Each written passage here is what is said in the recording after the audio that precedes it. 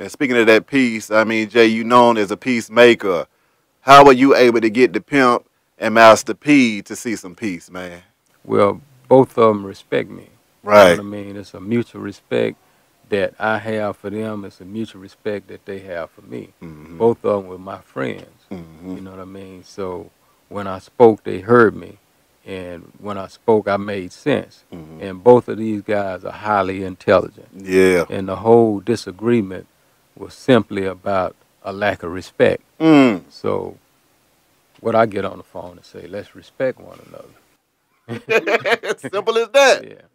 And everybody was good. Exactly. Now with the latest situation where you brought the peace in with Drake and Pusha and Ye and all of that stuff, what was going through your mind when you said, you know what, it's time for me to go ahead and step in here, cut this out, and say, hey man, let's get back to making this shmoney? Yeah, yeah. What I heard was a brother that crossed the line of music when he disrespected the man mama, his daddy, and his producer who is sick, you know, dying. You know what I mean? So, you know, when one crossed the line of music and they on my team, then, you know, we got a special movement. We don't get caught up in moments. We got a real movement, and we haven't gotten where we gotten being stupid.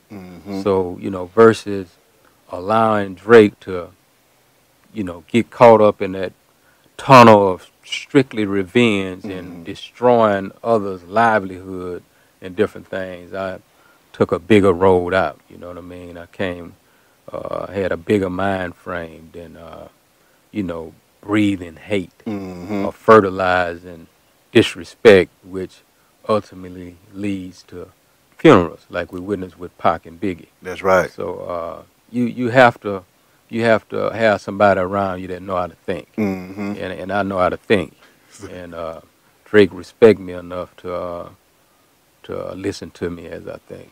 What I loved about that situation, though, Jay, you did what a lot of people don't have. In this game, we all young, ripping and running, and dumb sometimes, and you need somebody with wisdom to step in and say some things. And a lot of times, people don't even have anybody in their corner that is wise enough to say, hey, man, go ahead and fold that one and go on about your business.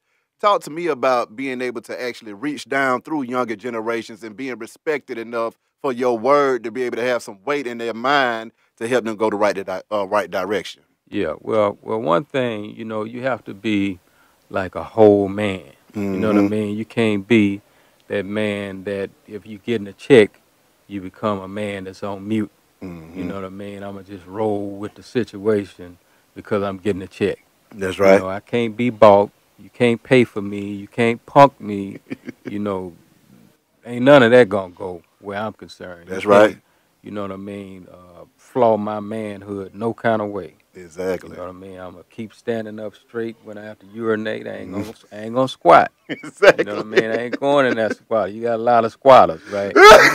So, you know, them squatters is the ones that you can't trust. You have to get rid of. Yeah. And, you know, with that being said, you know, that mean a lot because, you know, the youngsters can see straight through that. They know when somebody playing with them and somebody mean them right and different things like that. And they dealing with a lot of phoniness. That's right. Going on. And you ask yourself, you know, where did this come from? Why they won't hear this? Why they won't, you know, the ones that I communicate with normally hear me. You know what I mean? So therefore it tells me something missing. Yeah. And a lot of the strong, solid homies is locked up.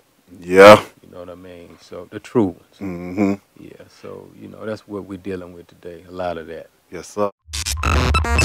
Radio Shouting.